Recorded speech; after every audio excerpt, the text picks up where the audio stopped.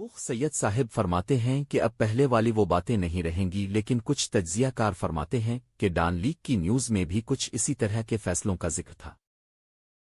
लेकिन स्टेब्लिशमेंट ने अपने इससे और पॉलिसी में तब्दीली करने की बजाय हुकूमत बदल देती थी। अब अगर सहाफ़ियों की तरफ से पॉलिसी तब्दीली की खबर दुरुस्त है तो फिर भी हालात मामूल पर आने के लिए कम अज़ कम एक दहाई लग सकती है, और उसके लिए पॉलिसी में तसलसल की भी ज़रूरत होती है, जो हमारे जैसे मुल्क में एक बहुत बड़ी उम्मीद बांधना है, यानी चांद की ख्वाहिश करना। अमूमी तौर पर अवाम को और ख़ुसूसी तौर पर अहमदियों को जल्द नताइज की तवक्को नहीं करना चाहिए। हकीकत यह है कि इस वक्त मुल्क की 90% आबादी इस्लामाइजेशन के दौर में परवान चढ़ी है, जो मस्ख़शदा तारीख़ और शिद्दत पसंद मजहबीत के दौर में पली बड़ी है। तकरीबन 5 दहाइयों से मिंबर रसूल पर बैठकर नफ़रत का बयानिया फैलाया गया, मजहब फिरोशी आम हुई, दरसगाहों में नफ़रत और शिद्दत पसंद मज़ेब बयानिया पढ़ाया गया। सहाफ़त नफ़रत के फैलाव और मजहब के नाम पर खून करने वालों को ग्लोरीफाई करने का नाम था। इंसानी हुकूक और अक़लियतों के हक़ में लिखने वालों को गद्दार और कादियानी यहूदी एजेंट करार दिया गया। अहमदियों को यहूदी व हनूद बनाकर नफ़रत की अलामत और इस्लाम के दुश्मन के तौर पर पेश किया गया। सबूख सैयद साहिब ने क्या खूब लिखा है।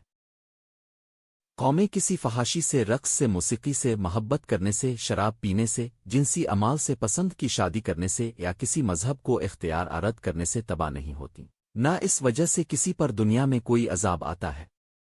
इन इनफरादी अमाल की सज़ा जज़ा अल्लाह रोज़ क़यामत खुद करेगा। सबूख सैयद साहिब मज़ीद लिखते हैं कि कुरान की तालीमात और बुलंद इंसानी शऊर के मुताबिक कौमें जुल्म, नाइंसाफ़ी, हक़ तलफ़ी, ज़ख़ीरा अंदोज़ी, नाप तोल में कमी, दूसरों का हक़ गस्ब करने, माफियाज़ की मौजूदगी, लाकानूनियत, शहरियों के हुकूक की नफ़ी करने, हक़दार को इसका हक़ न देने, लग़ू बातों पर वक्त ज़ाय करने, जहालत, कम इल्मी और इंतहा पसंदी से तबाह होती है। अमूमी तौर पर एक मुआशरा 3 नस्लों पर मुश्तमिल होता है और मौजूदा दौर की तीनों नस्लें एक नॉर्मल मुआशरे की खुसूसियात से तकरीबन नाबलद है। तौहीन रिसालत की एक सज़ा, सरतन से जुदा, कादियानियों का जो यार है गद्दार है, गद्दार है जैसे नारे ज़बान ज़द आम बना दिए गए।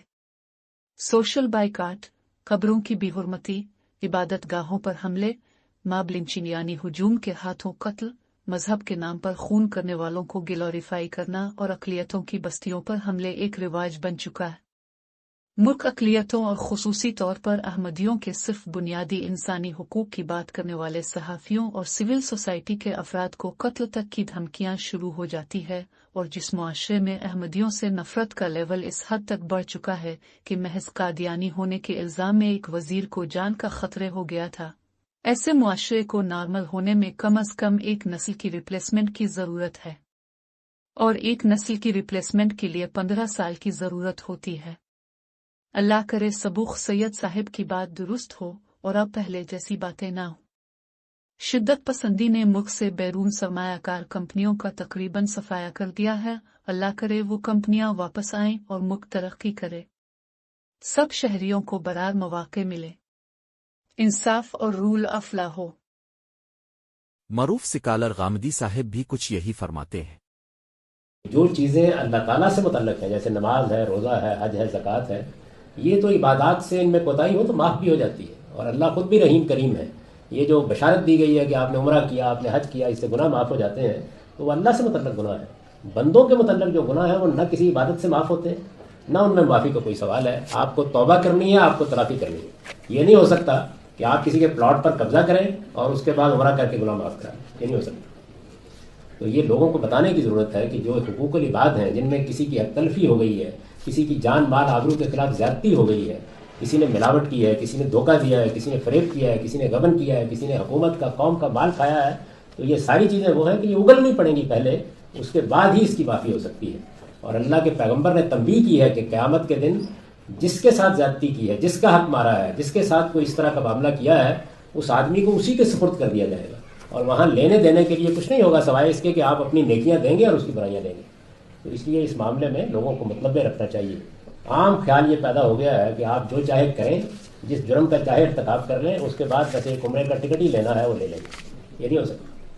وزیر قانون نے بھی ملک میں اقلیتوں سے ناروا سلوک کا اعتراف کیا ہے. Despite strong constitutional guarantees and a growing body of laws, members of religious minorities in Pakistan continue to face discrimination, social exclusion, and vulnerability.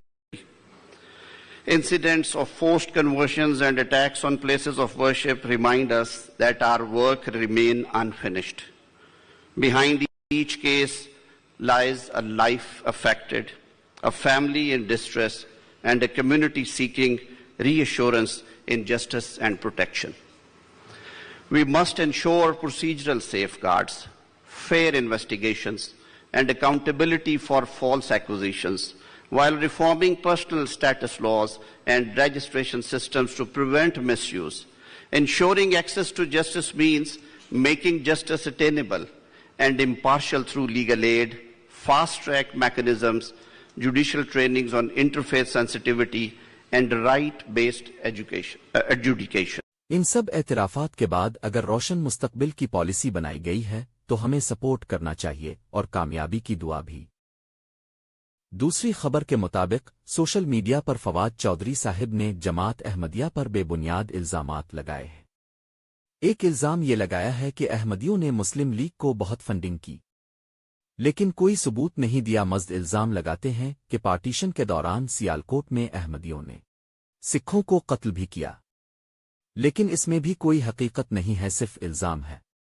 اور احمدیوں نے ان الزامات لگانے پر سوشل میڈیا پر فواد چودھری کو آڑے ہاتھوں لیا ہے. کچھ تجزیہ کار لکھتے ہیں کہ فواد چودھری نے لبیک کے خلاف آپریشن کی حمایت کی ہے، جس کی وجہ سے وہ شدت پسندوں کے نشانے پر تھے. لبیکی اگر حاضر وزیر مملکت برائے داخلہ کو قتل کی دھمکیاں دے سکتے ہیں تو چودھری صاحب کس باغ کی مولی ہے؟ اس لیے بعض تجزیہ کار فواد چودھری کے الزام کو بھی قادیانی کارڈ کے طور پر دیکھ رہی ہیں تاکہ لبیکیوں کے غضب سے بچا جا سکے. لیکن احمدیوں کی اکثریت نے سختی سے اور دلائل کے ساتھ چودھری صاحب کے الزام کی تردید کی ہے. احمدیوں کی طرف سے فواد چودھری صاحب کیے چند جوابات یہ ہیں. ایک صارف لکھتے ہیں، سر اگر پڈسکا ہجرت 1947 ڈسکا کی مشہور ساہی جٹ فیملی لکھے سکھوں کی لاتعداد ویڈیو فیس بک اور یوٹیوب پر مل جاؤ گی. سکھ اور ہندو آپ کو بتاؤ گے احمدیوں نے کس طرح ان کی جان مال کی حفاظت کی ہے. سر تحقق تو کرے. مزد احمدی جواب دیتے ہیں، الکل جھوٹ بات ہے، بلکہ اس کے برعکس معاملہ تھا. احمدیوں نے ہجرت کے وقت سکھوں کو پورا تحفظ دینے کی کوشش کی، تب بھی مولویوں لوٹ مار قتل غارت میں حصہ کیا. ہمارے اچھے رویے کے بدلے ہندوؤں اور سکھوں نے بھی احمدیوں کے ساتھ قادیان نے بہت تعاون کیا تھا، آج بھی کرتے ہیں. مزد احمدی جواب دیتے ہیں، فواد چودھری کو خوف لاحق ہے کہ کہیں لبیکیوں کے خلاف اصولی موقف لینے کی پاداش میں ان پہ قادیانی یا قادیانی نواز ہونے کا الزام نہ لگ جائے، اس لیے یہ بے سر اوپا الزام لگا دیا. بہرحال احمدی آپ کو بدتمیزی سے جواب نہیں دیں گے، صرف الزام کی واجبی تردید کریں گے. جماعت احمدیہ کے اس وقت کے سربراہ مرزا بشیر الدین محمود احمد 1947 میں سکھ قوم کے نام دردمندانہ اپیل والے مضمون میں فرماتے ہیں، ہندو مسلم سکھ نے اگر جدا ہونا ہے تو اس طرح ہوں کہ سرحدوں کے لاکھوں لوگ مصیبت میں مبتلا نہ ہوں.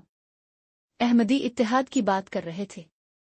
ہماری دعا ہے کہ اللہ چودھری صاحب کو لبیکیوں سے بچائے، اور چودھری صاحب کو بھی بغیر ثبوت کے بات نہیں کرنا چاہیے تھی.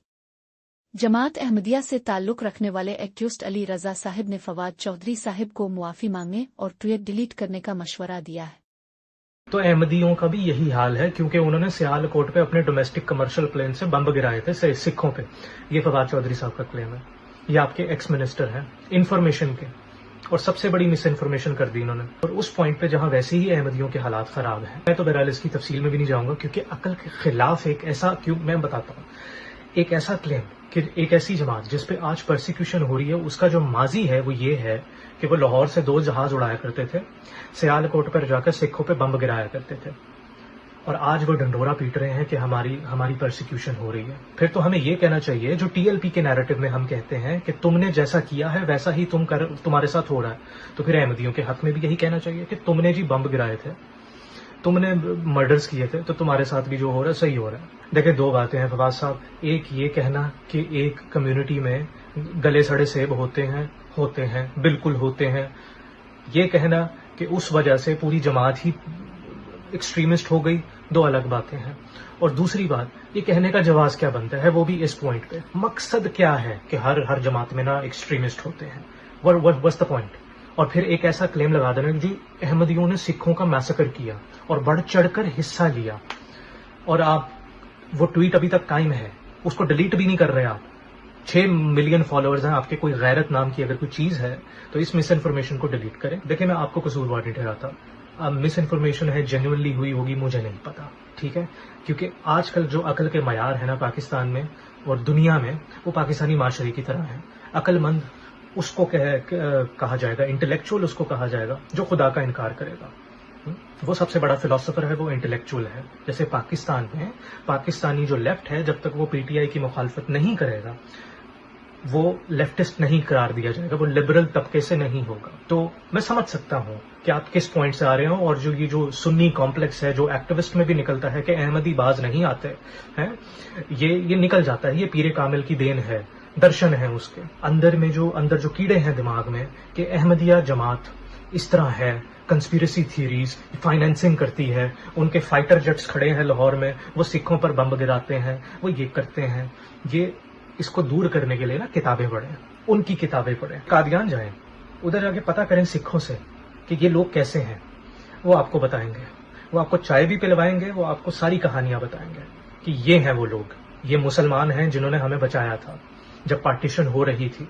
वो कहानियां मैं आपको बता सकता हूं, वो रिटन भी हैं, उसका सबूत भी है कि किस तरह अहमदियों ने बाकी मुसलमानों से सिखों को बचाया था। सियालकोट हो गया, लाहौर हो गया, पंजाब हो गया, कादियान में किस तरह शेल्टर दिया था।